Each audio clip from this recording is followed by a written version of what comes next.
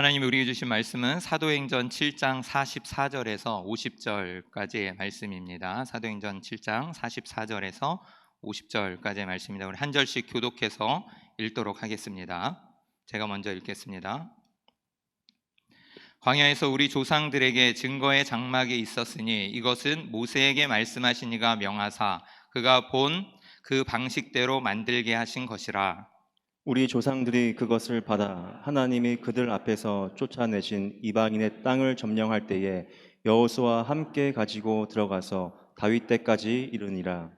다윗이 하나님 앞에서 은혜를 받아 야곱의 집을 위하여 하나님의 처소를 준비하게 하여 달라고 하더니 솔로몬이 그를 위하여 집을 지었느니라. 그러나 지극히 높으신 이는 손으로 지으신 곳에 계시지 아니하시니 선지자가 말한 바 주께서 이르시되 하늘은 나의 보좌요 땅은 나의 발등상이니 너희가 나를 위하여 무슨 집을 짓겠으며 나의 안식할 처소가 어디냐. 다 같이 읽겠습니다. 이 모든 것이 다 내 손으로 지은 것이 아니냐 함과 같으니라. 아멘. 자리에 앉으시기 바랍니다. 중학교 때 제가 단과 학원을 다닌 적이 있습니다. 친구와 같이 이렇게 학원을 다니고 있었는데요. 어느 날 그 친구가 수업 시간에 자꾸 제 옆구리를 쿡쿡 찌르는 거예요. 그래서 공부하고 있는데 왜 자꾸 옆구리를 찌르냐고 그러면서 이렇게 쳐다봤더니 친구가 말하기를 저쪽에 있는 그 예쁜 여학생이 자기를 계속 쳐다본다는 거예요. 그래서 저도 좀 호기심에 고개를 들고 그 여학생을 쳐다봤어요. 그랬더니 그 여학생이 또 쳐다보더라고요, 이쪽을. 그래서 이제 계속 보면서 눈이 좀 마주쳤는데 가만히 좀 생각해 보니까 옆에 있는 이 친구를 쳐다보는 게 아니라 저를 쳐다보는 것 같더라고요. 그래서 야, 너는 아닌 것 같고 나를 쳐다보는 것 같다. 그러면서 나한테 혹시 마음 있는 거 아니야? 그랬더니 아니라는 거예요. 자기가 세어봤는데 자기를 10번이나 쳐다봤대요. 그래서 이상하다. 너 그거 어떻게 알았어? 그랬더니 저는 이렇게 문제를 풀면서 고개를 숙이고 있었는데 그 친구는 계속 고개를 들고 수업을 듣지 않고 계속 그 여자만 바라본 거죠. 근데 그 여학생이 쳐다보는 개수를 세고 있었던 거예요. 그래서 10번이나 자기를 무려 쳐다봤다면서 자기에게 관심이 있을 것 같다 이렇게 얘기를 합니다. 그런데 결국 알고 보니까 그 친구도 저도 아닌 뒷자리에 앉은 키 크고 잘생긴 남학생을 쳐다보고 있었던 거예요. 저였으면 좋았겠지만 그러면 또 지금의 아내를 만나진 못했겠네요. 근데 이러한 착각을 제 친구가 하고 있었고 또 저 또한 할 수 있었던 것이죠. 세상에는 많은 착각들이 존재합니다. 나는 그래도 이 정도 살면 평균 이상이야. 아니면 나는 저 사람하고 좀 친한 것 같아. 아니면은 내가 나서야 이 일이 돼. 내가 해야지 할 수 있어 등등 많은 착각이 있는데요. 그 중에서도 가장 큰 착각이 무엇이냐라고 했을 때 나는 절대 착각하지 않는다라는 착각입니다. 각자 개인차가 있기는 하지만 모든 사람들이 다 착각을 한대요. 그래서 오랜 기간 연구한 심리학자들에 의하면 사람들은 자신이 인지하는 것보다도 생각하는 것보다도 훨씬 크게 착각을 하고 있답니다. 맨 처음 제가 유학 와서 생각하기를 한 3년만 지나면 원어민처럼은 아니더라도 그래도 술술 영어를 잘하게 될 줄 알았어요. 그런데 여러 해가 지났는데도 오히려 캘리포니아에 와서 살다 보니까 더 영어를 쓸 일이 없어지는 거예요. 이것도 저의 착각이었던 거죠. 우리는 종종 상대편이 착각하는 것을 지적하거나 혹은 상대방이 자신의 착각을 지적하는데도 너무나도 강한 믿음과 확신을 가지고 우길 때가 종종 있습니다. 일단은 그렇게 우기는 사람이 거짓말을 하려고 일부러 우기거나 속일 수도 있겠지만 그렇다기보다는 자신이 그것을 정말로 옳다고 진실이라고 믿고 있기 때문에 그것이 사실이 아님에도 불구하고 확신을 가지고 착각하는 것이죠. 그래서 진실을 알고 있는 사람이 보기에는 착각해서 좀 우기고 있다라고 생각이 되는 것입니다. 또한 사람들은 일반적으로 자신의 착각을 누가 지적해서 알려주면은요 고마워해야 하는데 대부분 기분 나쁘거나 불쾌하게 여깁니다. 그래서 자신이 착각하고 있다는 사실을 부인하려고 하고요. 생각해 보니까 저도 아내한테 그런 적이 여러 번 있는 것 같습니다. 그래서 제 기억에는 절대 아닌 것 같아서 막 박박 우기고 있는데 제 아내가 좀 기억력도 좋고 팩트가 확실하거든요. 그러니까 저한테 딱 들이밀면 그때 꼬리 딱 내리고서 하면서 내가 착각했네 이렇게. 저는 인정도 빠릅니다. 예, 그래서 급 인정하고 착각을 시인하고 하는데, 예를 들어서 한 남자가 집에서 TV를 딱 보고 있는데 추억 돋는 영화가 한 편 싹 상영되는 거예요. 기분이 좋아서 옆에 있는 아내한테 얘기하죠. 자기야, 야, 우리 옛날에 연애할 때 저 영화 봤었잖아. 그랬더니 아내가 갑자기 표정이 변하면서 싼 그 레이저를 쏘는 눈빛을 보면서 나 저 영화 모르는데? 나 이렇게 얘기하는 거죠. 그러면 이제 막 그 순간을 상상하기도 싫습니다. 그런데 그 알고 봤더니 옛날에 전 여친과 함께 보았던 영화인데 착각하고 우리 재밌게 봤잖아. 어디에서 뭐 극장에서 뭐 이렇게 얘기를 했던 거죠. 착각을 사람들은 이와 같이 잘 한다는 겁니다. 여러분, 제가 이 말씀을 왜 드리냐면 오늘 본문의 말씀에서도 이와 매우 유사한 유대인들의 착각을 살펴볼 수가 있어요. 유대인들도 그들이 옳다고 믿는 잘못된 착각 속에서 스데반을 잡아서 가두고 또 죽이려고 합니다. 그뿐만 아니라 먼저 본문에서 나온 이 유대인들의 착각을 구체적으로 우리가 살펴보기 전에 오늘 본문의 배경을 간단하게 좀 나누고 내용을 설명을 드려야 할 것 같아요. 오늘 본문 말씀은요, 사도행전에 나오는데 스데반 설교 중에 일부입니다. 이제 스데반 집사님이 순교하기 전에 7장에서 죽기 전에 6장에서 설교를 마치 고별 설교와 같은 설교를 하고 변론을 하는 것이에요.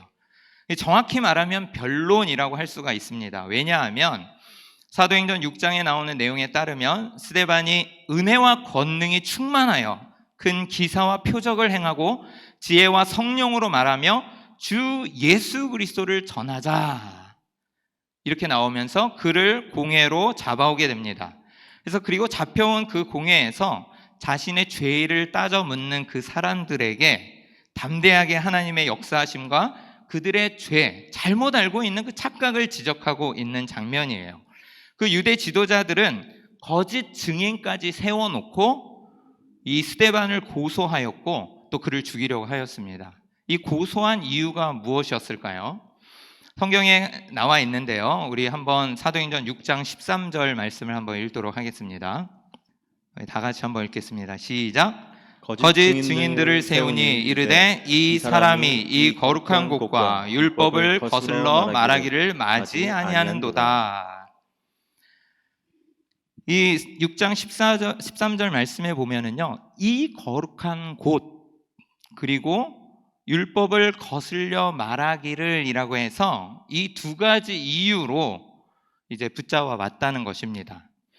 솔직히 말하면요, 이 죄는 스데반에게 물으려는 죄라기보다는 유대인들이 예수님에게 덮어 씌우고 싶었던 죄예요.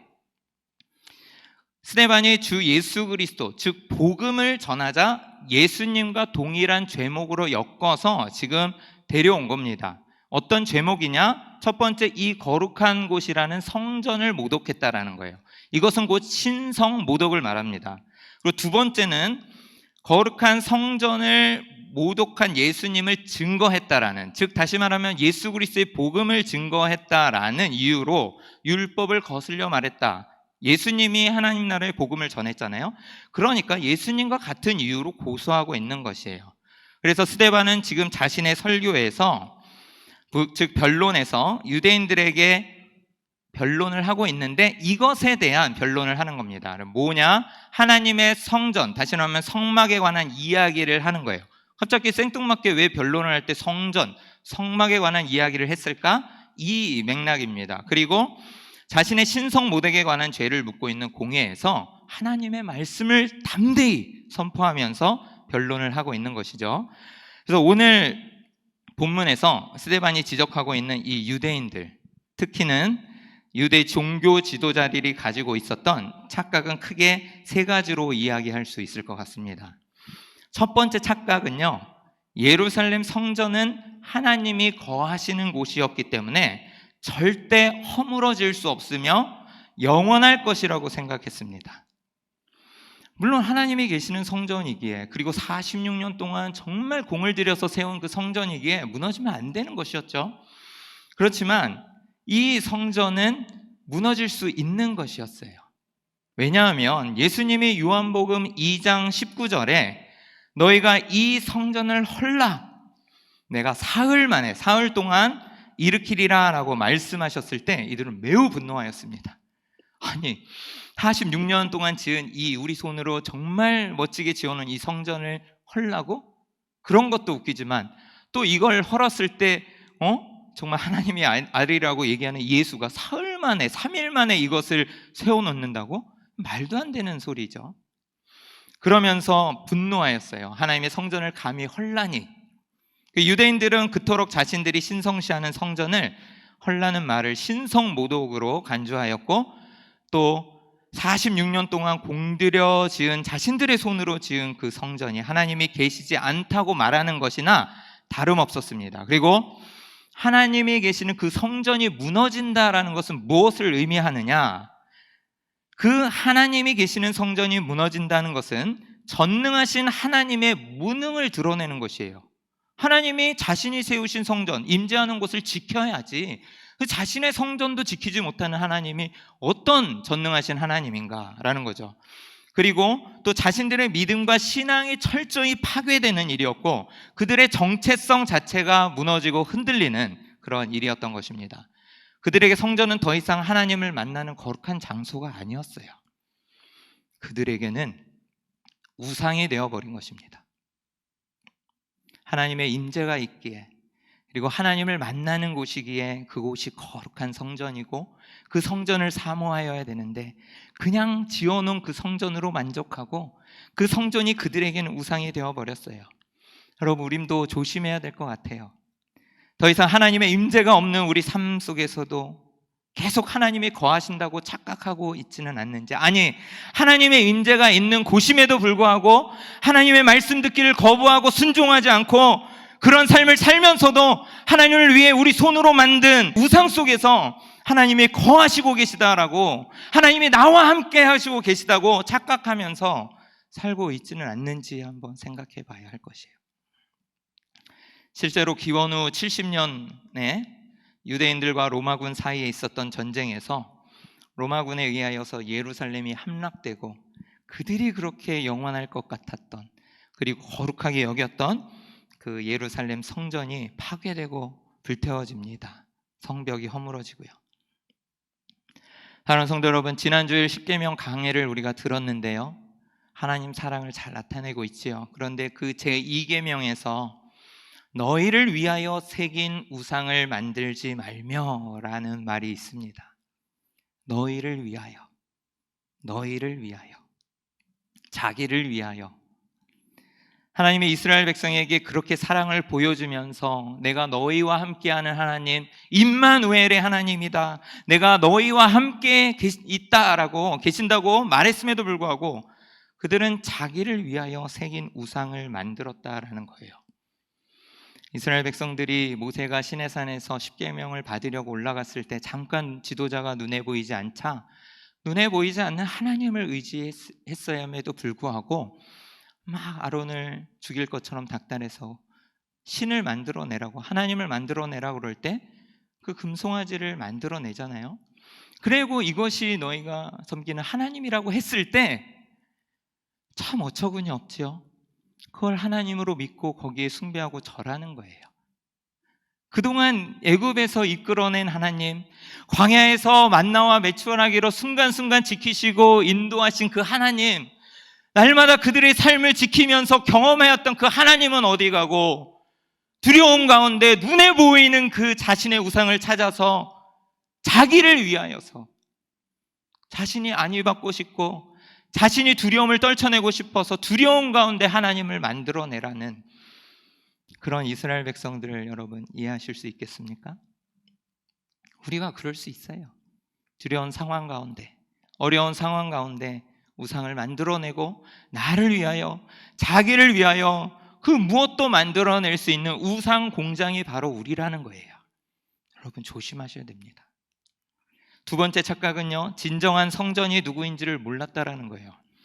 아까 말씀드린 요한복음 2장 19절에 예수님께서 표적을 구하는 유대인들에게 성전을 헐라, 그리고 본인이 사흘 만에 다시 그것을 세우겠다, 내가 그러한 표적을 보이겠다라고 말씀하셨을 때 유대인들에게는 도대체 이해가 안 될 뿐더러 이 사흘 만에 다시 세우겠다는 성전이 예수 그리스도 자신을 지칭한다라는 것을 상상할 수조차 없었습니다. 이게 참 재밌는 게 예수님의 화법이에요. 요한복음에 수도 없이 많이 나오는데 니고데모에 가서 거듭나라 이렇게 얘기하거든요. 그러니까 니고데모는 엄마 뱃속에 다시 들어갔다 어떻게 태어나지? 근데 그 말은 진리예요. 성령으로 거듭나야 되죠. 그리고 사마리아 여인에게 가서 우물물을 길는 그 여인에게 내가 영원히 목마르지 않는 물을 주겠다. 그러니까 그녀는 자기가 떼양볕에 맨날 그렇게 힘들게 깃는 물 그만, 이제 예수님 주시는 그 영원히 목마르지 않는 물을 마시고 싶다라는 그 우물물을 생각했지만 생수이신 복음의 근원이신 그 예수님 자체를 말하면서 그녀에게 참된 구세주이신 예수님이 만나주신 그 사건을 이야기하듯이 오늘도 예수님은 그 자신이 성전이어서 사흘 만에 헐라 내가 다시 세우리라 라는 것이 예수님이 십자가에 못 박혀 돌아가시고 속량하시고 그 죄값을 다 치른 데에 부활하시고 다시 일어나실 그 성전 되신 예수 그리스도를 말씀하고 있었는데 유대인들은 알 수가 없었죠. 그뿐만 아니라 그들은 예언의 말씀 그리고 모든 말씀을 귀담아 듣지 않고 완악하게 그렇게 말씀을 거부하는 자들이었습니다. 한번 읽어볼까요? 요한복음 2장 20절 말씀과 21절 말씀 한번 읽겠는데요, 다 같이 한번 읽어보도록 하겠습니다. 유대인들이 이르되 이 성전은 46년 동안의 지역권을 내가 3일 동안에 일으키겠느냐 하더라. 그러나 예수는 성전된 자가 육체를 가리켜 말씀하신 것이라. 아멘. 예수님의 육체를 가리켜서 말씀하신 거예요. 사흘 만에 부활하실 것을 말씀하신 겁니다. 유대인들의 문제는, 즉 그들의 착각은 무엇이었죠? 오늘 말씀에서도 예수님이 스스로 성전이 되셨기에 이제 자신들이 그토록 신성시하는 그 장소에 국한되지 않고 이제 예수 그리스도가 그들의 거룩한 성전이 되어서 이제 마음의 할례를 받은 자와 같이 그렇게 하나님의 백성이 되어서 진정한 그런 성전이신 예수 그리스도를 삶 가운데 모시고 그렇게 살아가라, 영원히 그분을 모시면서 즐거워하며 누리며 살아가라라는 그 복음의 말씀을 듣지 않고 그들은 귀를 막고 말씀 듣기를 거부하면서 그렇게 진정한 성전 되신 예수 그리스도를 바라보지 못하고 성령을 거스리며 목이 굳은 백성으로 교만하게 살아갔던 것입니다. 사랑하는 성도 여러분, 성전이 거룩했던 이유는 단지 그 건물이 거룩하기 때문이 아니라 그곳에 하나님이 친히 임재하여 주시고 또 그들을 만나 주시고 또 하나님을 예배하는 곳이 때문이었습니다. 우리가 거룩한 하나님의 백성인 이유도 마찬가지예요. 하나님의 자녀를 삼아 주시고 거룩한 성령이 거하시는 곳이기 때문에 성전인 것이죠. 그래서 요즘은 성전이라는 말보다는 예배당, 교회당이라는 말을 쓰는데요, 그 이유는 장소와는 상관없이 하나님이 임재하시고 그 하나님을 예배한 자들이 모이는 그 곳이 곧 거룩한 곳, 즉 하나님이 임재하는 곳이 되기 때문인 것입니다. 장소는 상관없죠. 이곳에서만 예배드리면 하나님 임재하십니까? 다른 곳에서도 하나님 임재하실 수 있죠. 마지막으로 세 번째, 유대인들이 한 착각은요, 하나님이 자신의 손으로 지으신 그 성전에만 계신다는 착각이었습니다. 하나님은 그들이 지은 장소, 곧 성전에만 매이실 분이 아님에도 불구하고 그들은 그곳에만 하나님이 임재하신다고 생각했어요. 하나님은 어디에나 계시고 장소나 시간이나 공간에 얽매이실 분이 아님에도 불구하고 하나님의 백성을 만나주시기 위해서 하나님께서 친히 찾아와 주셔서 성전에 임재하여 주신 것이에요. 여러분, 마찬가지예요. 우리가 하나님을 만날 만한 자격도 없고 또 우리 삶 가운데 연약함으로 살아갈 때도 주님께서 친히 이 땅에 와 주셔서 우리를 구원하여 주시고 우리의 구주가 되어 주셨기 때문에 우리가 주님의 임재를 경험할 수 있는 것이지, 우리가 주님 계신 곳이 어디라고 찾아갈 수 있겠으며 또 우리가 어찌 주님을 만날 수 있는 존재이겠습니까? 하나님의 은혜로 우리를 자녀 삼아 주시고 하나님이 우리를 만나 주신 것이죠. 여러분, 솔로몬의 고백에서도 알 수 있어요. 열왕기상 8장 27절을 한번 우리 읽어볼까요? 다 같이 읽겠습니다. 시작. 하나님이 참으로 땅에 거하시리까 하늘과 하늘들의 하늘이라도 주를 용납하지 못하겠거든 하물며 내가 건축한 이 성전이오리까. 여러분 잘 아시다시피 성전은 누가 건축했죠? 솔로몬이 건축했죠. 그럼 솔로몬이 건축해놓고 정말 오랜 기간 동안 잘 지어서 하나님께 드렸을 때 저 같으면 하나님 이 성전에만 거하여 주시옵소서, 이 성전에서만 저를 만나 주십시오, 그리고 제가 이 성전을 하나님께 드립니다, 바칩니다 라면서 좀 내세우고 싶었을 수도 있을 것 같아요. 그런데 솔로몬은요, 하나님의 성전을 건축한 솔로몬조차도 하나님은 어디에 거하실 수 있는 전능하신 하나님이심을 고백하면서 자신의 성전에만 거하실 분이 아님을 겸손하게 고백하고 있다라는 것이에요. 그래서 오늘 본문 말씀 48절과 50절을 보면 스데반은 이사야서 6장 1절과 2절 말씀을 인용하여서 성전과 성막은 하나님의 명령에 따라서 그냥 지어지고 만들어진 사람이 만든 작품이다 라고 이야기하고 있는 것입니다. 우리 48절과 50절을 48절부터 50절까지 한번 3절 다 같이 읽겠습니다. 시작. 그러나 지극히 높으신 이는 손으로 지으신 곳에 계시지 아니하시나니 선지자가 말한 바 주께서 이르시되 하늘은 나의 보좌요 땅은 나의 발등상이니 너희가 나를 위하여 무슨 집을 짓겠으며 나의 안식할 처소가 어디냐. 이 모든 것이 다 내 손으로 지은 것이 아니냐 함과 같으니라. 아멘. 천지와 만물을 창조하신 하나님이 어떻게 사람의 작품 속에서 갇힐 수가 있겠는가라는 이야기죠.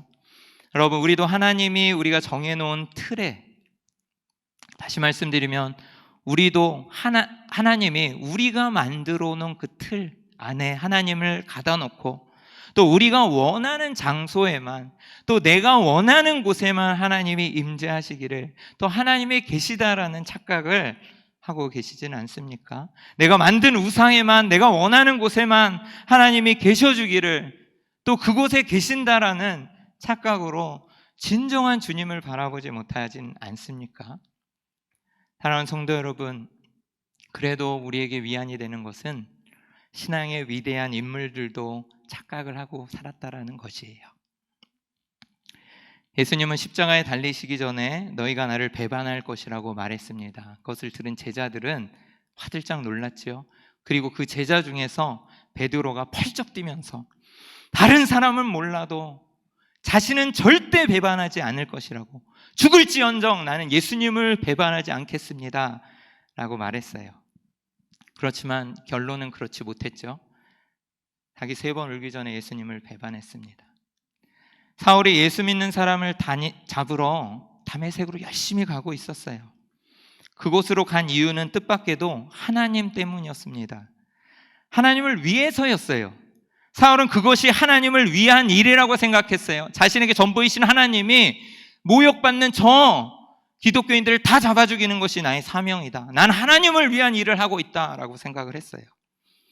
그래서 사울은 하나님을 위하여 예수 믿는 사람들을 잡아 죽이고자 물불 가리지 않고 이제 다메섹으로 내려가고 있었습니다.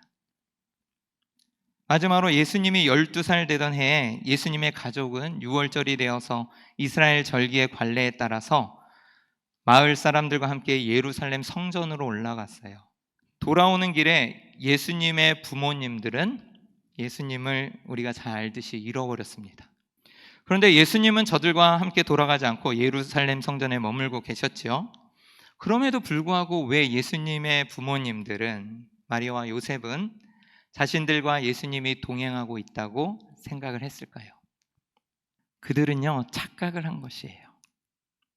예수님이 지금 나와 함께 가고 있다, 예수님을 직접 보면서 확인하지도 않고 또 예수님이 함께 하고 있다라는 것을 사실이 아닌 자신의 착각으로 예수가 나와 동행하고 있다, 왜냐하면 그때 꽤 많은 사람들과 함께 했기 때문에 그 무리들 중에 섞여 있어서 따라오고 있을 것이라고 생각했기 때문이에요. 사랑하는 성도 여러분, 예수 그리스도를 온전히 계속해서 주시해서 바라보지 않는다면 우리는 예수님과 동행하고 있다고 착각할 수가 있어요. 우리의 신앙의 위인들도 많은 착각을 했지만 우리도 때로는 많은 착각을 하게 됩니다. 이것은 바로 신앙인들이 가질 수 있는 치명적인 착각이에요. 정체성에서도 우리는 때로 착각을 합니다. 우리는 삶에서 이분법적인 그런 사고로 생활할 때가 너무 많아요. 교회에서는 정말 열심히 봉사하고 또 그 누구보다도 인자하시고 좀 좋으신 분이 직장에서는 아랫사람을 괴롭히면서 폭언을 일삼거나 아니 믿지 않는 사람보다 더한 행동을 하거나 인격이 훌륭한 믿지 않는 사람보다 못한 행동을 하게 되는 경우가 있다는 거예요. 청년들이나 중고등부 학생들 케이스도 마찬가지일 수 있어요. 저도 돌아보면 부족하고 교회에서는 참 인정받고 또 좋은, 제가 뭐 그렇다고 학교에서 나쁜 짓을 하고 사고친 건 아니지만 또 교회에서 하는 행동을 똑같이 연장선상에서 학교에서나 친구들에게 하였는가 돌아봤을 때 그냥 세상 사람들과 똑같이 그 정도 스탠다드 기준에 맞춰서 생활했던 것 같아요. 그런데 하나님이 원하시는 것은 그런 게 아닌 거예요. 딱 나눠서 이곳에서만 거룩하고 하나님의 백성으로 살아가라는 것이 아니라 세상에 나가서도 동일한 하나님의 백성으로 빛과 소금의 역할을 감당하며 살아가라는 것이에요. 가끔 우스갯소리로 예비군 훈련 받는 거 말씀하시지 않습니까? 멀쩡하고 양복 입혀놓고 직장인일 때는 정말 젠틀하고 멋진 사람이 예비군 군복 한번 딱 입혀놓으면 풀어헤치고 막 총 땅에 질질 끌면서 이 아저씨 이러면서 행동할 때 그분은 뭘 생각하는 거죠? 자기 자신이 아니라 그 복장이 만들어진 그 위치, 지위에서 자신의 역할을 찾아가는 거예요. 이분법적인 사고죠.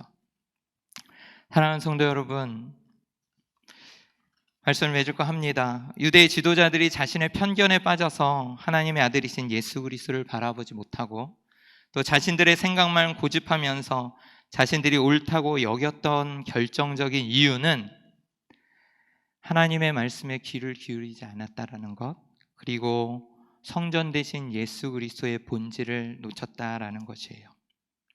그들이 자칭 목숨처럼 귀하게 여기고 매일같이 암송하던 그 하나님의 말씀을 실상 깨닫지 못하여서 그저 자신들의 의의를 드러내는 데 바빴고 그리고 하나님의 백성이고 자녀인 것을 드러내는 것에만 관심이 있었지 정작 그 말씀을 통해서 그들에게 전달하고 싶었던 하나님의 뜻에는 전혀 관심이 없었습니다. 혹시 나는 이 정도 하고 있으니까 교회에서 이 정도 봉사하고 이 정도 믿고 있고 일주일에 새벽 기도 몇 번 하고 예배 잘 드리고 있으니까 이만하면 잘 믿고 있는 거겠지. 좋아요. 너무 잘하고 계세요. 하지만 다시 한번 우리가 점검해야 할 것은 우리 삶 가운데 만약 예수 그리스도가 없다면 우리의 삶은 착각일 수 있다는 것입니다. 그리고 만약 그렇다면 혹여 그렇다면 그 착각에서 벗어나십시오. 솔직히 오늘 이 고백은요 여러분들에게 하는 고백이 아니에요. 제 자신에게 하는 고백입니다. 지금 계속 많은 일들을 또 이뤄가면서 나는 목사니까 또 나는 내가 그래도 만든 우상은 없으니까 나의 삶을 하나님께 전적으로 다 드렸으니까 나는 그래도 이 정도 열심으로 교회와 성도님들을 위해서 잘 섬기고 있으니까 이런 걸로 만족하면 안 되고 또 예수 그리스도를 바라보지 못한다면 진정한 성전이신 예수 그리스도를 바라보고 내가 그분 안에 거하고 내가 또 주님의 성전이 되어서 그 성령으로 거룩한 영으로 나아가지 못한다면 나의 삶은 헛되고 착각으로 이루어져 있다라는 것을 다시 한번 저에게 이야기하는 것이에요. 사랑하는 성도 여러분, 이제 내가 거룩한 성전으로 성령 충만하여서 살아가기를 소망하기를 주님의 이름으로 축복합니다. 아멘.